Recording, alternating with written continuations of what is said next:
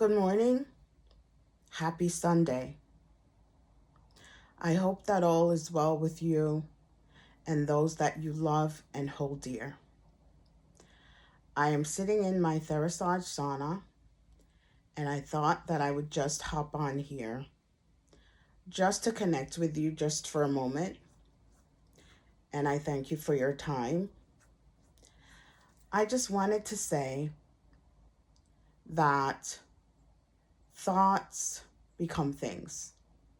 Your thoughts create.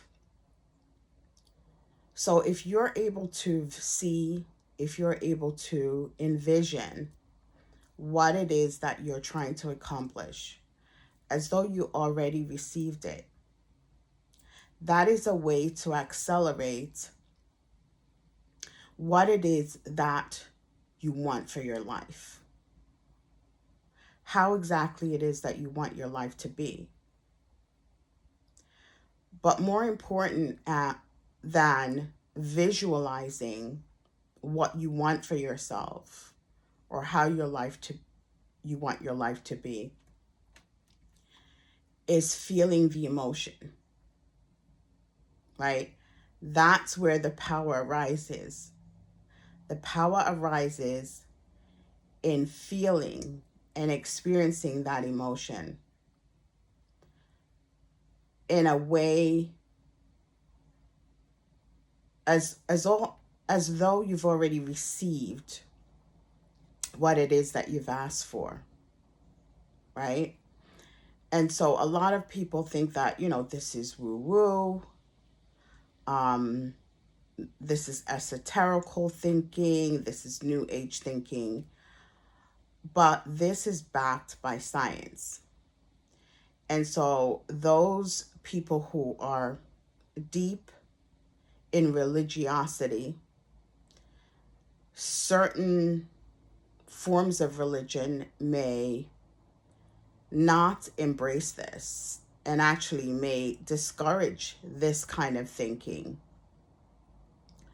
But if we are to take that to a biblical perspective, if we remember that Jesus said when he was performing miracles, what Jesus said was he was setting an example, right? So in his ability and how he demonstrated healing the sick, raising the dead, turning water into wine, all of these what would be called paranormal experiences or demonstrations, right? He said, "This you shall also do, and more." So if you're interpreting the Bible or the biblical sense of this, where Jesus himself states, "This ye also shall do, and more," Jesus is attesting to the power that we all have within us, right? It is that spark of God, right? That is within reach of every single one of us. But the thing is, we tend to reach outside of ourselves, right? This is a pattern that we have a tendency to reach outside of ourselves for assistance, right? We're always looking for the next guru or the next teacher or the next course or the next training.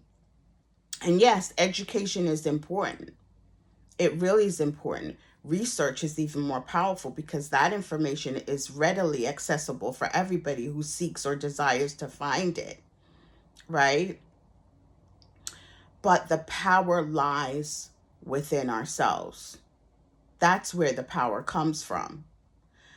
And so one of my favorite quotes, and I have this on my brochures for my naturopathic medical practice, is from Albert Schweitzer, right? And I am paraphrasing now or paraquoting what he says, but the general gist of it is that he says that Every patient that comes into a physician's office has the power to heal inside of them. Every patient. And then he also admonishes physicians. And he tells us that we are at our best as physicians when we allow the healer within our patients to come forth. So, in a sense, my interpretation of this is to be a good physician is acknowledging that we don't heal and that our job is primarily as facilitators. And so what we ought to be doing is helping to show that person and educate and inform and empower them to remember, because sometimes it's just that we forgot, right? To remember that the healer lies within themselves. And so that when they're ready to heal, they will. And in saying so, I'm exercising caution because we don't want to instill blame or shame or guilt to those people who are struggling with healing. And to them, what I can add or what I can give of myself to them is take time to quiet your mind, right? When you're experiencing an illness, there are two things that can happen. Either people will shy away from you, they won't want to connect with you, they won't want to reach out to you not because they don't care, they're caring, but they simply feel helpless and they don't know what to say. What is the right thing to say? And sometimes the right thing to say is nothing, but just to sit and hold space with that person. But anyway, I digress. Going back to what I was saying is, those people who do reach out, they reach out with, good intention. They're well intentioned and they bring a lot of advice. They go on to Dr. Google, they start to read, they start to research, and they bring a lot of it. Literally, some people are bombarded with all the well-meaning advice, right? And so I'm not saying not to receive some of these things, but this is something that you want to take that information, you want to absorb it, but what you want to do is take time to be silent, right? Go for a walk in the woods, take a hike, right? Go out in nature and commune with your God, with the universe, your higher self, your spirit, and ask for clarity, ask for guidance, pray, connect with God, with Source,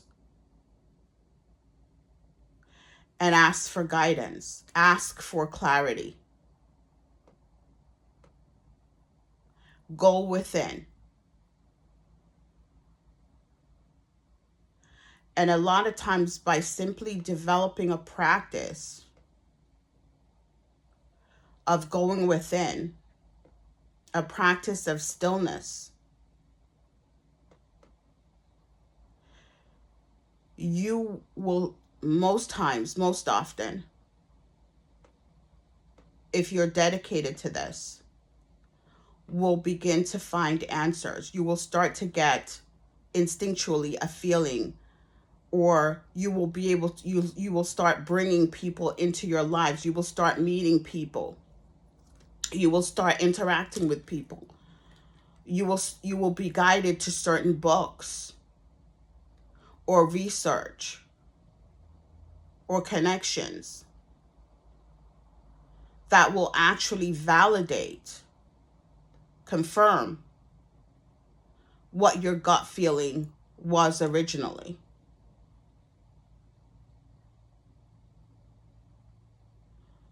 So, you know, what the take home message that I would like to convey to you this morning as I sit here in my sauna sweating profusely, I might add, is that you have the answers within.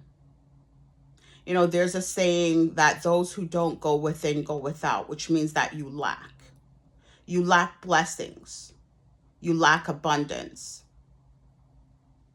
You lack the richness of life. Sometimes you lack good health, right? Because we're always looking outside ourselves for the perfect solution, the answers, the perfect person to come along and solve all our problems. But we have all the answers.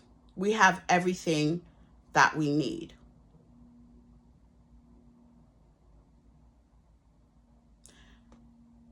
And we have everything that we need, providing that we maintain a connection to God, to Source.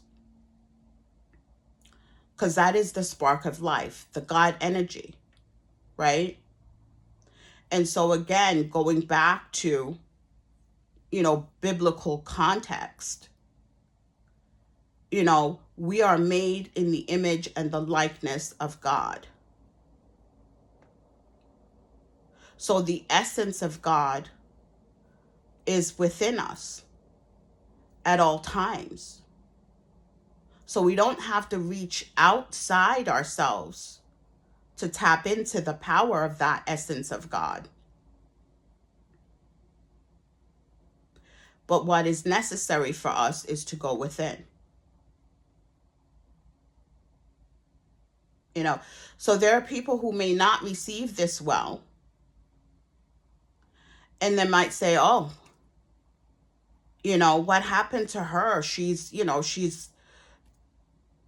going, far left.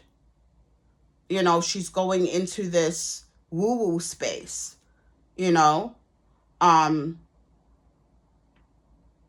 she's a new ager. She's one of those people waving crystals and munching on grass.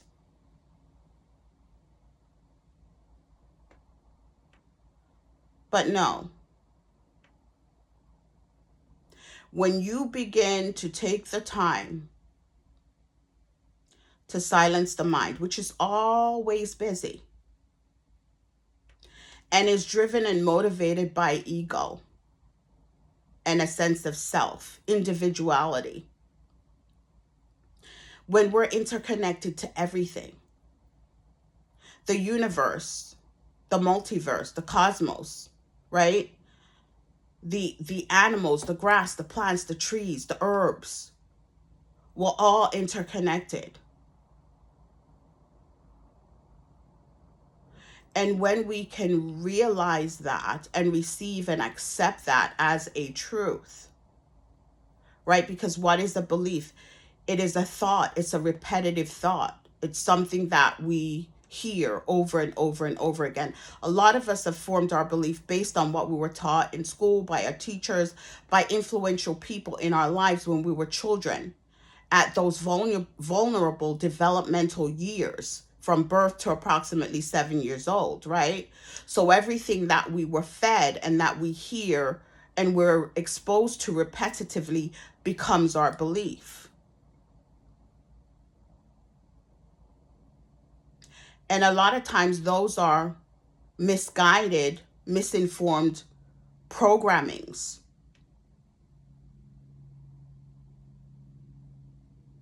That can be changed, by the way.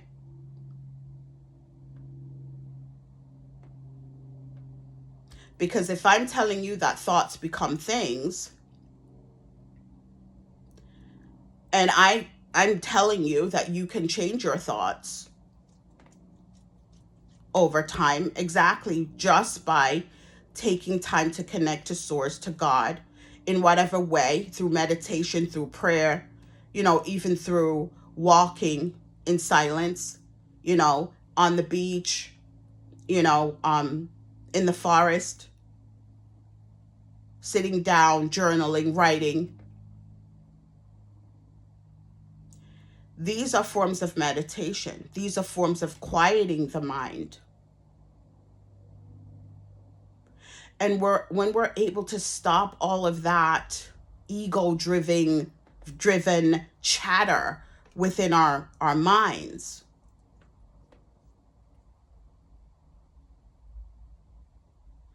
and stopping these thoughts should not be a struggle, right? Because you can't exactly completely shut your thoughts down.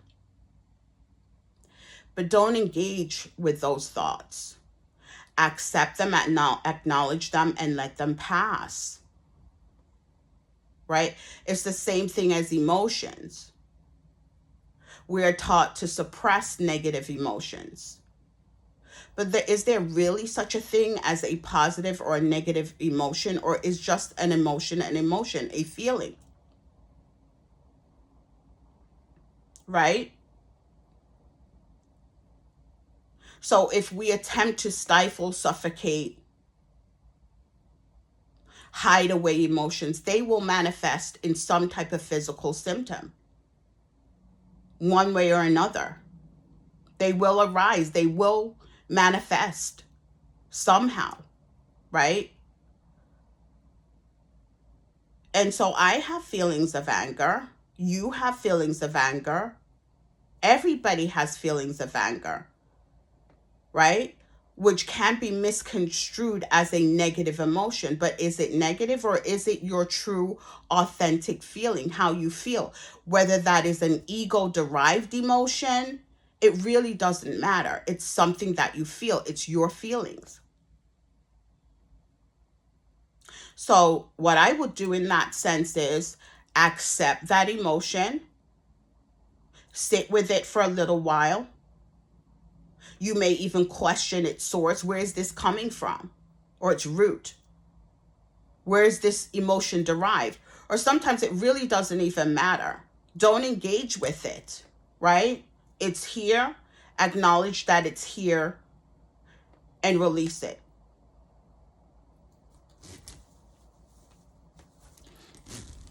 Man, I'm sweating now. It's on. But yeah, definitely release it. Don't try to bury it. Don't try to suppress it, because it will resurface in some way, shape, or form. So unresolved conflict, if you guys are familiar with the work of Dr. Georg Hamer, some people say Hammer, and the school of thought that is the New German Medicine or German New Medicine, he talks about that, how emotions precipitate illness, right? Unresolved emotions, unresolved conflict. And one of the things he says is that in breast cancer, for example, what side the tumor shows up in the breast can basically give you an idea of the root of that. And again, a lot of people are not going to receive this well, right?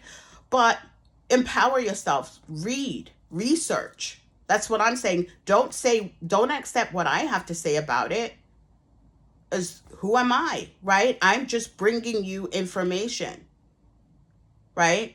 And so I don't want to be thrown off this platform for disseminating,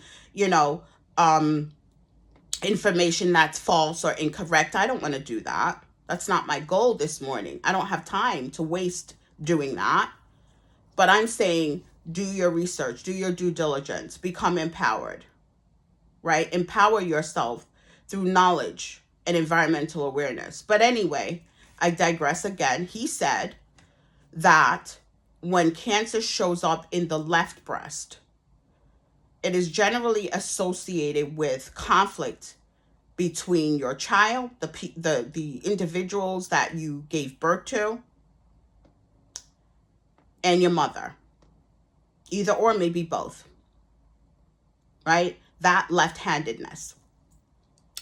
The right-handedness, right, or if the tumor appears in the right breast, he believes that there is an association between, an unresolved conflict that involves someone other than your mother or your child, your biological child. That, let me be specific.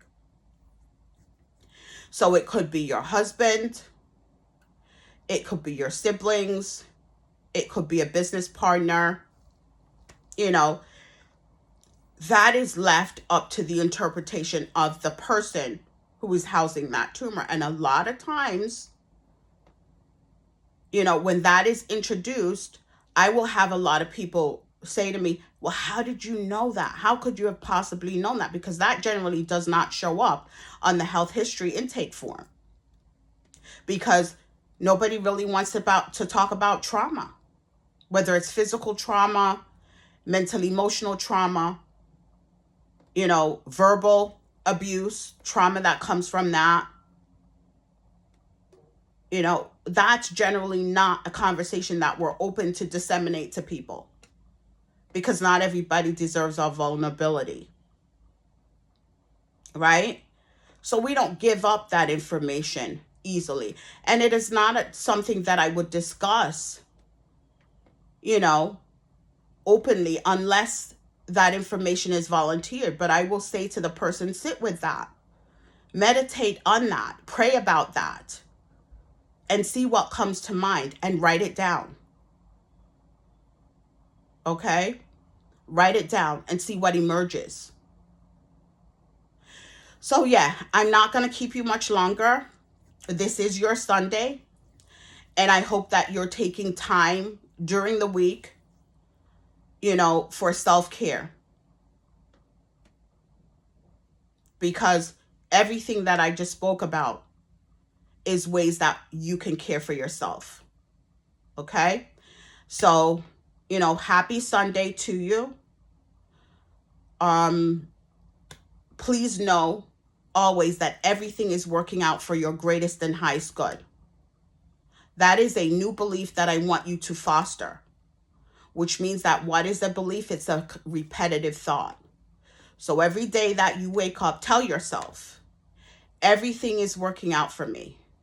Everything is working for my greatest and highest good. We are not products of our circumstances. We are able to change our beliefs. We're able to empower ourselves. We're able to connect to the God within if we just take time to be still and quiet the mind. So be well. Wishing you blessings in abundance. Take care.